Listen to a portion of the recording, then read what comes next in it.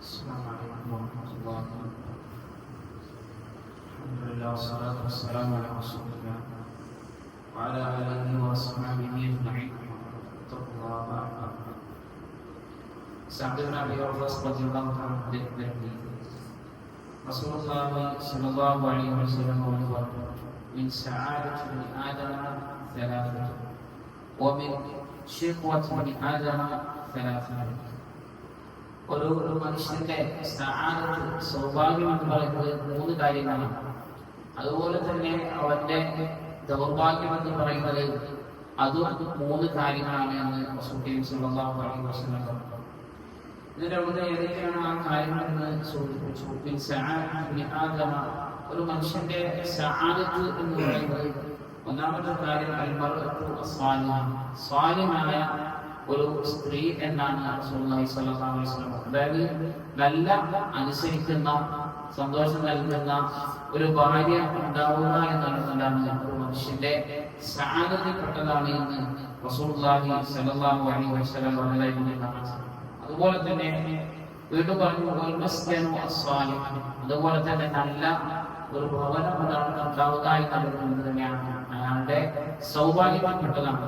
നമുക്ക് മഞ്ഞ വന്നാലും അതുപോലെ തന്നെ മഴ വന്നാലും വെയിൽ വന്നാലും യാതൊന്നും ബാധിക്കാതെ, അതുപോലെ തന്നെ മറ്റു ജീവികളിൽ നിന്നും ഒരു ഉപദ്രവം കഴിക്കാതെ, മറ്റു കളകളൊന്നും ഇല്ലാതെ കഴിഞ്ഞുകൂടാൻ പറ്റുന്ന ഒരു ഭവനം ഉണ്ടാവുക എന്നുള്ളത് ഒരു മനുഷ്യൻ അല്ലാഹു സുബ്ഹാനഹു വ തആല ചെയ്തു കൊടുക്കുന്ന സൗഭാഗ്യത്തിൽപ്പെട്ടതാണ്. മൂന്നാമതായി റസൂലുള്ളാഹി സ്വല്ലല്ലാഹു അലൈഹി വസല്ലം പറഞ്ഞു: നല്ല ഒരു വാഹനം ഉണ്ടായിരിക്കുക എന്നുള്ളത് ഒരു മനുഷ്യന്റെ സൗഭാഗ്യത്തിൽപ്പെട്ടതാണ്. എന്ന് പറഞ്ഞാൽ നമ്മൾ യാത്ര പോകുമ്പോൾ പിന്നെ ആരോട് ചോദിക്കാതെ, അല്ലെങ്കിൽ കമ്പനിയിൽ വരാതെ നല്ല രൂപത്തിൽ യാത്ര ചെയ്യാൻ പറ്റുന്ന ഒരു മനുഷ്യൻ ഒരു വാഹനം അത് അല്ലാഹു സുബ്ഹാനഹു വ തആല നമുക്ക് നൽകുന്ന സആദത്താണ് എന്നാണ് റസൂലുള്ളാഹി സ്വല്ലല്ലാഹു അലൈഹി വസല്ലം പറഞ്ഞത്. പിന്നീട് ഒരു മനുഷ്യന്റെ ദൗർഭാഗ്യം എന്ന് പറയുന്നത് ഒന്നാമത് റസൂലുള്ളാഹി സ്വല്ലല്ലാഹു അലൈഹി വസല്ലം പറഞ്ഞത് മോശം സ്ത്രീ എന്നാണ്. അനുസരിക്കാത്ത, അതുപോലെ തന്നെ ഖനാഅത്തില്ലാത്ത, എന്ത് നൽകിയാലും ഒരു തൃപ്തിയില്ലാത്ത, ആരും എന്തിനും കുറ്റം പറയുന്ന ഒരു സ്ത്രീ നമുക്കുണ്ടെങ്കിൽ ആ സ്ത്രീയാണ് ഏറ്റവും മോശമായ സ്ത്രീ. മാത്രമല്ല ആ വ്യക്തിയുടെ ശുദ്ധത്തിൽപ്പെട്ട ഒരു സൗഭാഗ്യത്തിൽപ്പെട്ട കാര്യവുമാണ് എന്ന് റസൂലുള്ളാഹി സ്വല്ലല്ലാഹു അലൈഹി വസല്ലം പറഞ്ഞത് കാണാൻ സാധിക്കും. വീണ്ടും പറഞ്ഞു അതുപോലെ തന്നെ മോശം ഭവനമാണ്, നമുക്ക് കൃത്യമായി താമസിക്കാൻ കഴിയുന്നില്ല. അതല്ലെങ്കിൽ എന്തെങ്കിലും പിന്നെ എന്ത് ചെയ്യാണ്, പിന്നെ വരുമ്പോൾ വെയിൽ വരുമ്പോൾ, അല്ലെങ്കിൽ മഴ വരുമ്പോൾ, മഞ്ഞ് വരുമ്പോഴൊക്കെ നമുക്ക് കൃത്യമായി കടന്നുറങ്ങാനും ഇതൊന്നും സാധിക്കാത്ത വളരെ ഒതുങ്ങിയ ആ രൂപത്തിലുള്ള ഒരു ഭവനം എന്നുള്ളത് ഒരു മനുഷ്യന്റെ ശുദ്ധത്തിൽപ്പെട്ടതാണ്.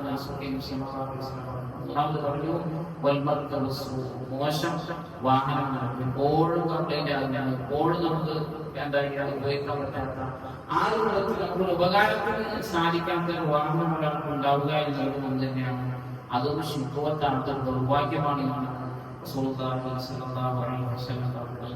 അതുകൊണ്ട് ഇതൊക്കെ നമുക്ക് ഉണ്ടെങ്കിൽ നന്ദിയുള്ളവരായി ജീവിക്കാൻ നമ്മൾ പരിശ്രമിക്കുക. അല്ലാഹു സുബ്ഹാനഹു വ തആല സഈദും ശാക്കിറുമായി സൗഭാഗ്യവാനും അതുപോലെ തന്നെ ഇതിനൊക്കെ നന്ദിയുള്ള ഒരു അടിമയായി ജീവിക്കാൻ നമ്മളുടെ മാറട്ടെ.